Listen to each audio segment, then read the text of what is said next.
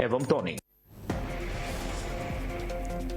Monsoon सत्र के आखिरी 4 दिन अहम। आज लोकसभा में पेश हो सकते हैं 4 बिल। परिसीमन और एफसीआरए पर तनातनी जारी। कांग्रेस सांसदों ने जारी किया व्हिप। महाराष्ट्र से दिल्ली तक सियासत में नई हलचल। पीएम मोदी से आज मिलेंगे शरद पवार। गुट के सभी 8 सांसद। सुप्रिया सुले ने बताया आधिकारिक बैठक। गोरखपुर में सीएम योगी आदित्यनाथ का जनता दर्शन कार्यक्रम। दूर दूर से समस्या लेकर पहुंचे लोग। सीएम ने एक एक कर सुनी सबकी समस्याएं। अधिकारियों को निस्तारण के निर्देश दिए।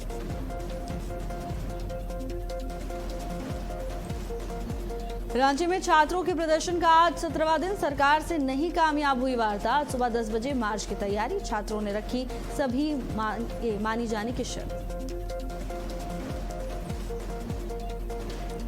पवित्र महीने सावन का आज दूसरा सोमवार। सुबह से शिवालयों में उमड़ रही श्रद्धालुओं की भीड़। जलाभिषेक और पूजा अर्चना के लिए उमड़े कांवड़िए।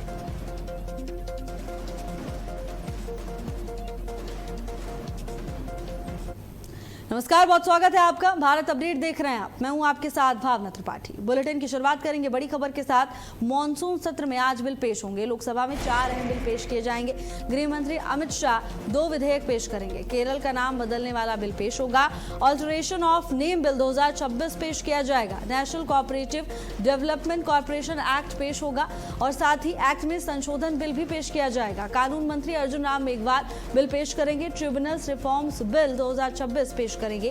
केंद्रीय मंत्री जी किशन रेड्डी बिल सदन में रखेंगे। माइंस एंड मिनरल्स एक्ट 1957 में संशोधन बिल रखा जाएगा। National cooperative development corporation act पेश होगा।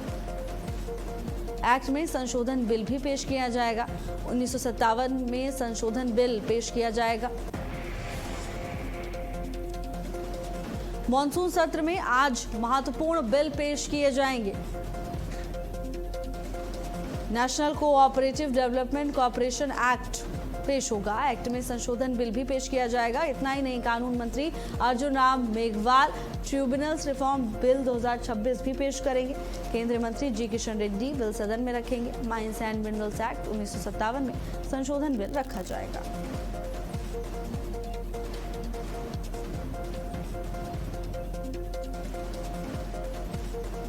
एक्ट में संशोधन बिल भी पेश होगा।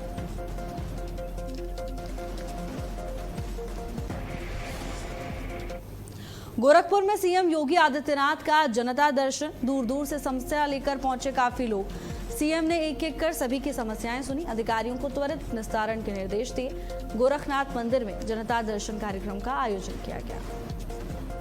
यहां पर सभी लोग अपनी अपनी समस्याएं लेकर मुख्यमंत्री के पास पहुंचे। सीएम ने एक एक कर सभी की समस्याएं सुनी। अधिकारियों को त्वरित निस्तारण के निर्देश दिए गए। गोरखनाथ मंदिर में जनता दर्शन कार्यक्रम के दौरान तमाम फरियादी अपनी शिकायतें लेकर मुख्यमंत्री के पास पहुंचे। गोरखपुर में सीएम योगी आदित्यनाथ ने जनता दर्शन के दौरान सभी फरियादियों की एक एक कर शिकायत सुनी। दूर दूर से समस्या लेकर काफी लोग पहुंचे और मुख्यमंत्री से एक एक कर सभी की शिकायतों को सुना और अधिकारियों को निर्देश दिए हैं कि जल्द से जल्द इन सभी समस्याओं के समाधान हो जाने चाहिए। अधिकारियों को तुरंत कार्रवाई का निर्देश मुख्यमंत्री योगी आदित्यनाथ की ओर से दिया गया है। गोरखनाथ मंदिर में जनता दर्शन कार्यक्रम का आयोजन किया गया। गोरखपुर में सीएम योगी आदित्यनाथ का जनता दर्शन कार्यक्रम। भारी संख्या में फरियादी अपनी समस्याएं लेकर मुख्यमंत्री के पास पहुंचे और सीएम ने एक एक कर सभी की समस्याओं को सुना। गोरखनाथ मंदिर में जनता दर्शन कार्यक्रम का आयोजन किया गया। तस्वीरें भी आपको दिखा रहे हैं किस तरह से तमाम लोग अपनी शिकायतें लेकर मुख्यमंत्री के पास पहुंचे हुए हैं और मुख्यमंत्री ने एक एक कर सभी की समस्याएं सुनी।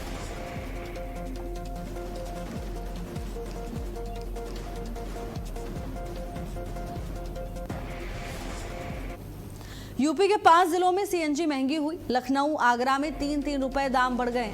लखनऊ आगरा में 105 रुपए किलो सीएनजी पहुंच चुकी है। अयोध्या सुल्तानपुर में 2-2 रुपए बढ़े हैं। तो महंगाई की मार एक बार फिर जनता पर पड़ी। एक बार फिर लोगों की जेब भारी होने वाली है। लखनऊ आगरा में 105 रुपए किलो अब सीएनजी मिलेगी। अयोध्या और सुल्तानपुर में भी 2-2 रुपए बढ़ाए गए हैं। यूपी के 5 जिलों में सीएनजी महंगी हो गई। लखनऊ, आगरा में 3-3 रुपए दाम बढ़ाए गए।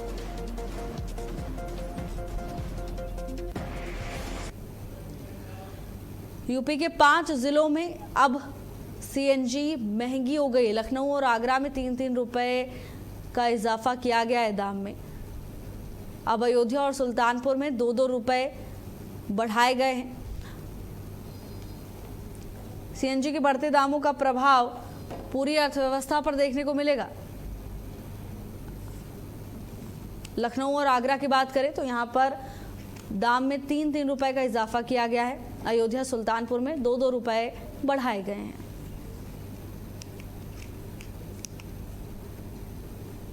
यूपी के 5 जिलों में सीएनजी महंगी हो गई है और इसके बाद अब लोगों की जेब पर इसका भारी असर पड़ सकता है। पूरी अर्थव्यवस्था पर इस बदलाव का प्रभाव देखने को मिलेगा। अयोध्या और सुल्तानपुर की बात करें तो यहां पर सीएनजी के दामों में 2-2 रुपए का इजाफा किया गया है। यूपी के 5 जिलों में सीएनजी के दाम बढ़ा दिए गए हैं। लखनऊ और आगरा में सीएनजी के दाम में 3-3 रुपए की बढ़ोतरी की गई है और वहीं अयोध्या और सुल्तानपुर में भी 2-2 रुपए बढ़ाए गए।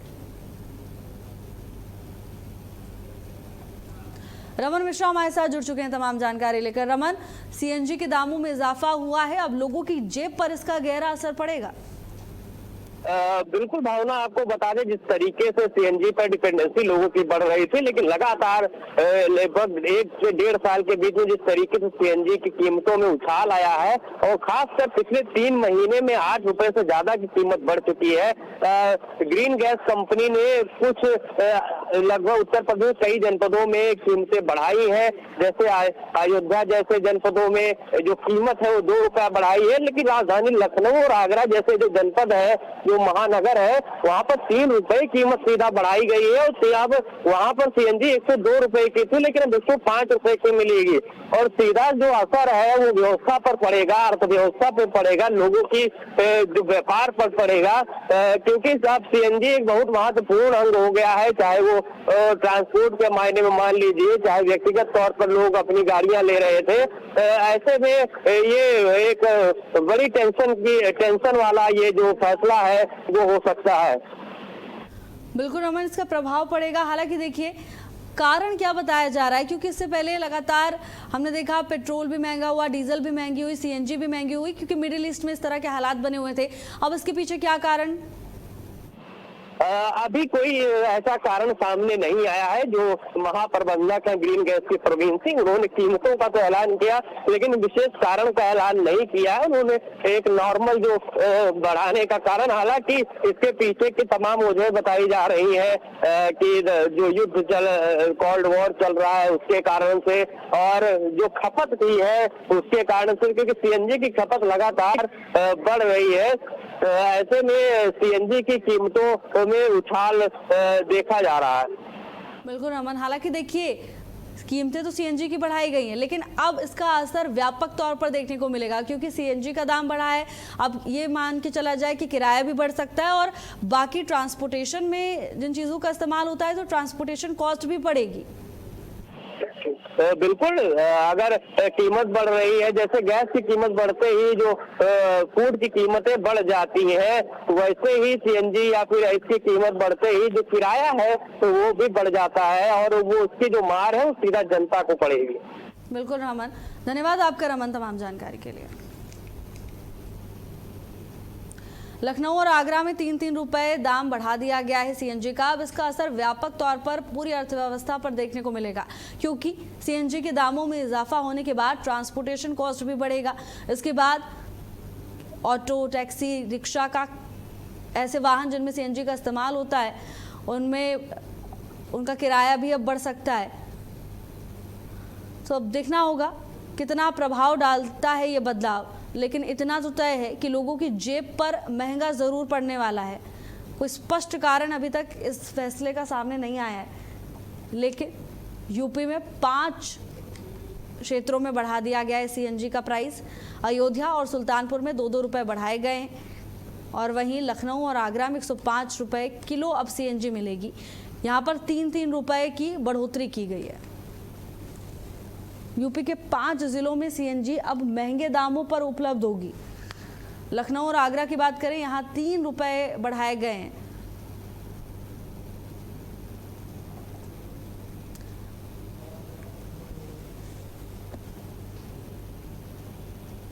अयोध्या और सुल्तानपुर में भी दामों में इजाफा किया गया।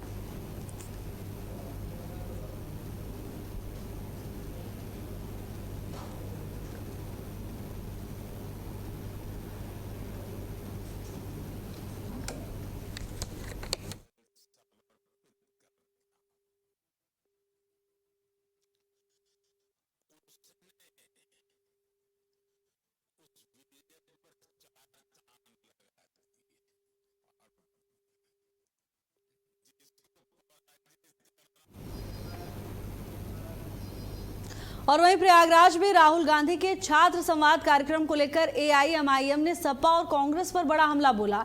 एआईएमआईएम प्रवक्ता शादाब चौहान ने राहुल गांधी के कार्यक्रम को फेल बताया। सपा और कांग्रेस की रणनीति पर सवाल उठा दिए। शादाब चौहान ने दावा किया कि उत्तर प्रदेश में योगी सरकार को हराने के लिए सपा और कांग्रेस की ताकत पर्याप्त नहीं है। उन्होंने कहा कि एआईएमआईएम की मदद के बिना यूपी में सरकार को हराना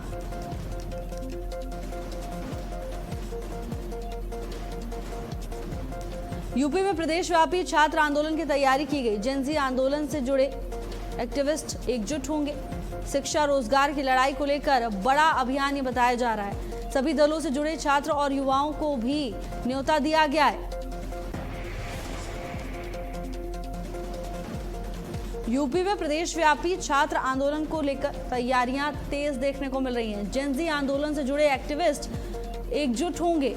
सभी दलों से जुड़े छात्र युवाओं को भी न्योता दिया गया है। छात्र युवा आंदोलन के सक्रिय कार्यकर्ता मंच पर एक साथ दिखाई देंगे। प्रदेश भर के छात्र और युवा आंदोलन के लिए एकजुट होंगे।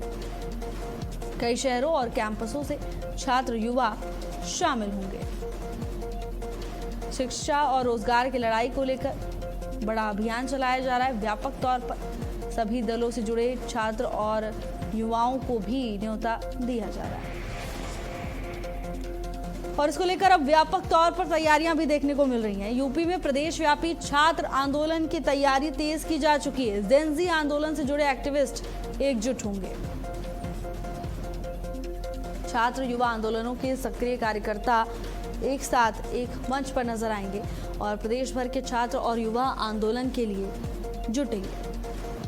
कई शहरों और कैंपसों से छात्र युवा शामिल होंगे।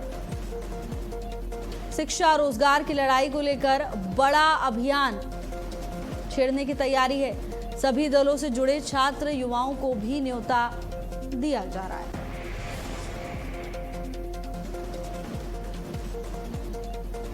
यूपी में प्रदेशव्यापी छात्र आंदोलन की तैयारियां तेज हैं। जेनजी आंदोलन से जुड़े एक्टिविस्ट उत्तर प्रदेश में एकजुट होंगे और यहां पर छात्र युवा आंदोलनों के सक्रिय कार्यकर्ता एक साथ एक मंच पर नजर आएंगे। पूरे प्रदेश में तमाम युवा एक साथ अपनी आवाज को बुलंद करेंगे। उत्तर प्रदेश में प्रदेशव्यापी छात्र आंदोलन की तैयारी।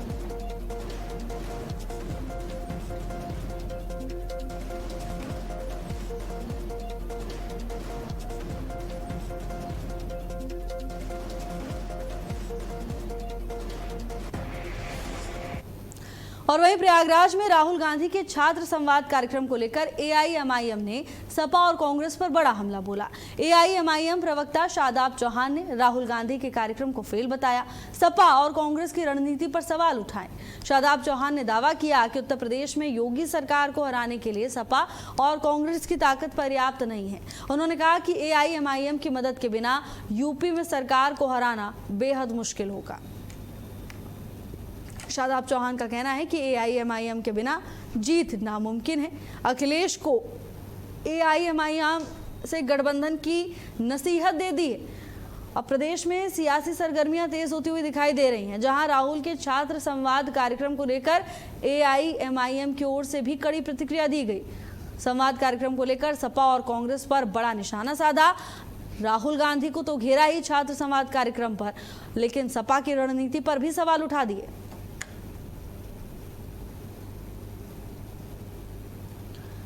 राहुल के छात्र संवाद पर AIMIM का बड़ा बयान सामने आया। छात्रों और युवाओं पर हो रहे अत्याचार, चाहे वो पेपर लीक हो या शैक्षिक संस्थानों में अनियमितताएं हों, उन विषयों को लेकर मजलिस इत्तेहादुल मुस्लिमीन पहले दिन से मुखर है और छात्रों के इस आंदोलन के साथ मजबूती से खड़ी है। लेकिन जिस प्रकार एक कार्यक्रम हुआ उसमें जो होना चाहिए था उस प्रकार से नहीं हो पाया कल कांग्रेस का। की वजह मजलिस इत्तेहादुल मुस्लिमीन उत्तर प्रदेश में बहुत ही मजबूती से कार्य कर रही और हम लगातार, हमारे नेता ने बैरिस्टर वसी साहब ने कहा कि आइए मिलकर के बीजेपी को हराएं, सेकुलर वोटों का बंटवारा रोकें।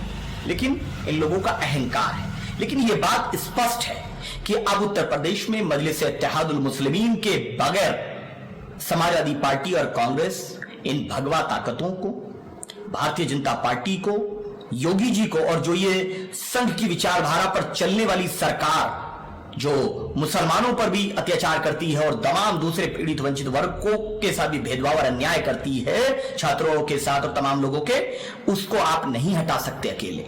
आप 17 में नहीं हरा पाए, आप 22 में नहीं हरा पाए, 27 में भी आप मुख्यमंत्री नहीं कंफ्यूजन मंत्री बनेंगे अगर आप मजलिस इत्तेहादुल मुस्लिमीन को सम्मान नहीं देंगे, भागीदारी नहीं देंगे, अधिकार नहीं देंगे। और वहीं हाथरस में आज आकाश आनंद की विशाल जनसभा, करीब 12 बजे पहुंचेंगे बसपा के राष्ट्रीय कोऑर्डिनेटर। पहली बार सदाबाद से बसपा प्रत्याशी के नाम का ऐलान होगा। आकाश आनंद के आगमन को लेकर कार्यकर्ताओं में उत्साह है। जनसभा में बड़ी संख्या में लोगों के पहुंचने की संभावना है। पहली जनसभा पर सभी की निगाहें टिकी हुई हैं। पहली बार सदाबाद से बसपा प्रत्याशी के नाम का ऐलान होगा। आकाश आनंद के आगमन को लेकर कार्यकर्ताओं में खासा उत्साह देखने को मिल रहा है। जनसभा में बड़ी संख्या में लोगों के पहुंचने की भी संभावना है। पहली जनसभा पर अब सभी की निगाहें टिकी हुई हैं। तो देखिए, सभी दल चुनावी रणनीति को लेकर पूरी तरह से अलर्ट हो गए। करीब 12 बजे बसपा के राष्ट्रीय कोऑर्डिनेटर पहुंचेंगे और यहां पर ये उनकी पहली जनसभा है। ऐसे में जनसभा को लेकर बसपा कार्यकर्ताओं में भी उत्साह देखने को मिल रहा है। आज आकाश आनंद की विशाल जनसभा को लेकर तमाम तैयारियां पार्टी प्रबंधन की ओर से पूरी की जा चुकी हैं। आकाश आनंद बसपा के प्रत्याशी के नाम की आज घोषणा करने वाले हैं और ऐसे में कार्यकर्ताओं का भी उत्साह देखने को मिल रहा है। तमाम तैयारियां पूरी हो चुकी हैं, अपने अंतिम चरण में है। प्रशासन भी पूरी तरह से अलर्ट है। आकाश आनंद आज बसपा प्रत्याशी के नाम की घोषणा करेंगे। सदाबाद में बसपा की ये पहली बड़ी जनसभा है। पीयूष कुमार हमारे साथ जुड़ चुके हैं तमाम जानकारी लेकर। पीयूष, आज प्रत्याशी के नाम का ऐलान हो जाएगा बसपा की ओर से, क्या जानकारी मिल पा रही है? देखिए, मैं भावना आपको बताना चाह रहा हूं कि ये जो सादाबाद विधानसभा है, यहाँ पर पूरे तरीके से जो कार्यकर्ता हैं उन्होंने पूरी तैयारी कर रखी है, क्योंकि आज बसपा का सबसे बड़ा कार्यकर्ता सम्मेलन भी वहाँ पे रखा गया है। इसी के साथ जो राष्ट्रीय कोऑर्डिनेटर हैं बसपा के, आकाश आनंद, जो इस जनसभा को जो कि संबोधित करेंगे और यहाँ से ही आज हाथरस की बसपा सीट से डॉक्टर अरविंद शर्मा, जो कि नाम पहले से चला आ रहा है, उनका नाम यहाँ पर घोषित बसपा से हो सकता है। और कम से कम यहाँ पर 20,000 कार्यकर्ताओं के जुटने की संभावना भी पूरे तरीके से है। वहीं किसी समय पर जो कि एक बसपा का ये गढ़ माना जाता था और किस समय पे हाथरस में जो पूर्व ऊर्जा मंत्री रामू उपाध्याय थे, वो इसी सादाबाद विधानसभा सीट से हारे थे और आरएलडी के खाते में ये सीट गई थी, जिसको कि देखकर माना भी जा रहा है जाति समीकरण को लेकर कि हाथरस के जो पूर्व रामू उपाध्याय जिनका देहांत हो गया है वो ब्राह्मण थे और ब्राह्मण ही डॉक्टर अरविंद शर्मा हैं, जिसको देखकर बसपा ने अपना पूरे तरीके से एक जातिगण समीकरण वोट भी और पूरे तरीके से एक ये मामला जो कि ब्राह्मण लॉबी को लेकर दांव पेच खेल दिया है। जी बिल्कुल पीयूष, क्या जानकारी मिल पा रही है, कब तक जनसभा शुरू होगी? आकाश आनंद कब तक पहुंच सकते हैं? जो कि उनके साथ कई और ऐसे सांसद हैं जो कि वहाँ पे मौजूद हो सकते हैं। अभी 12:30-1 बजे करीब जो कि ये हाथरस के सादाबाद में विधानसभा में जो कि जनसभा को संबोधित करेंगे और आज ही इस बसपा सीट पर पूरे तरीके से क्लियर एक नाम हो जाएगा जो कि चुनाव आगे लड़ेगा। बिल्कुल पीयूष, क्योंकि चुनाव नजदीक है, ऐसे में अब ये माना जाए कि बसपा भी अब पूरी तरह से तैयार नजर आ रही है। पीयूष, बिल्कुल बिल्कुल, ये बिल्कुल सही बात है, क्योंकि अब पूरे तरीके से जो 2027 का चुनाव संग्राम है वो बच चुका है। और सबसे पहली शुरुआत हाथरस के सादाबाद विधानसभा से बसपा ने अपना पूरे तरीके से एक रणनीति मान लीजिए, चाहे उसको पूरे तरीके से एक दाव पेच के तौर पर बसपा अपनी टिकट यहाँ से फाइनल कर देगी। बिल्कुल पीयूष, आप नजर बनाए रखिएगा। धन्यवाद आपका तमाम जानकारी के लिए। वहीं प्रयागराज में माफिया अतीक अहमद के बेटे उमर अहमद के काफिले को लेकर एक बड़ा मामला सामने आया है। उमर को लखनऊ से प्रयागराज लाने वाले काफिले में शामिल 28 वाहनों के चालकों के खिलाफ नवाबगंज थाना पुलिस ने एफआईआर दर्ज कर ली है। आरोप है कि नवाबगंज टोल प्लाजा पर काफिले में शामिल वाहनों ने टोल शुल्क दिए बिना बैरियर तोड़कर निकलने की कोशिश की। टोल कर्मचारियों ने वाहनों को रोकने का प्रयास किया तो कथित मारपीट और उन्हें वाहन से कुचलने की कोशिश का भी आरोप लगाया गया है। उमर अहमद के काफिले पर एफआईआर दर्ज हुई है। उमर के काफिले की 28 गाड़ियों पर मुकदमा किया गया है। उमर के काफिले पर टोल प्लाजा में मुकदमा दर्ज किया गया। वाहन से कुचलने की कोशिश का आरोप है। उमर के काफिले की 28 गाड़ियों पर मुकदमा है। गंभीर आरोप लगाए गए। प्रयागराज में माफिया अतीक अहमद के बेटे उमर अहमद के काफिले को लेकर एक बड़ा मामला सामने आया है, जहां उमर को लखनऊ से प्रयागराज लाने वाले काफिले में शामिल 28 वाहनों के चालकों के खिलाफ नवाबगंज थाना पुलिस ने बड़ा एक्शन लिया है। पुलिस ने सभी पर एफआईआर दर्ज कर ली है और अब इस पूरे मामले में आगे की वैधानिक कार्रवाई अमल में लाई जा रही है। आरोप है कि नवाबगंज टोल प्लाजा पर काफिले में शामिल वाहनों ने टोल शुल्क नहीं दिया और बिना शुल्क के बैरियर तोड़कर निकलने की कोशिश की, जिसके बाद टोल कर्मचारियों ने वाहनों को रोकने का प्रयास भी किया, लेकिन वाहन चालक नहीं रुके।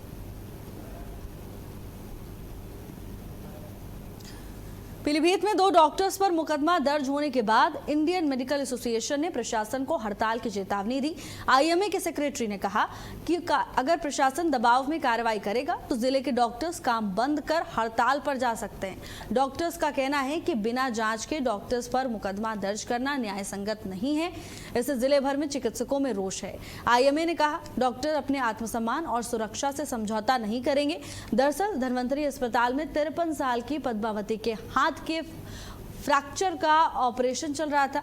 इसी दौरान उनकी मौत हो गई। परिजनों की तहरीर पर पुलिस ने डॉक्टर अक्षत पांडे और साथ ही डॉक्टर उपेंद्र नाथ मिश्रा के खिलाफ मुकदमा दर्ज किया है, लेकिन आईएमए ने साफ कह दिया है कि जब तक जांच में कुछ सामने नहीं आता है, जब तक कार्रवाई आगे नहीं बढ़ती है और कोई दोषी साबित नहीं होता है, तब तक कोई एक्शन प्रशासन यानी प्रबंधन की ओर से नहीं लिया जाएगा। आईएमए की ओर से कोई भी एक्शन नहीं लिया जाएगा। पीलीभीत में डॉक्टर्स ने हड़ताल की साफ तौर पर चेतावनी दे दी है। डॉक्टर्स ने कहा कि अगर बिना किसी सबूत के उन पर एक्शन लिया जाता है तो सभी डॉक्टर्स हड़ताल पर चले जाएंगे और अपने आत्मसम्मान के साथ डॉक्टर्स कॉम्प्रोमाइज नहीं करेंगे। दबाव के अंदर में आकर शासन प्रशासन किसी आईएमए प्रतिनिधित्व को गलत कदम ना उठाए या उसके ऊपर ना करे, तो इसीलिए हम लोग शासन प्रशासन का अनुरोध करते हैं कि न्याय भी खत्म हो। मरीज के रिश्तेदारों को भी आश्वासन दें कि हम लोग न्याय पूरी निर्णय ही लेंगे, आपके संग कोई अन्याय नहीं होगा और डॉक्टरों के संग भी अन्याय ना हो, न मरीज के संग कोई अन्याय हो।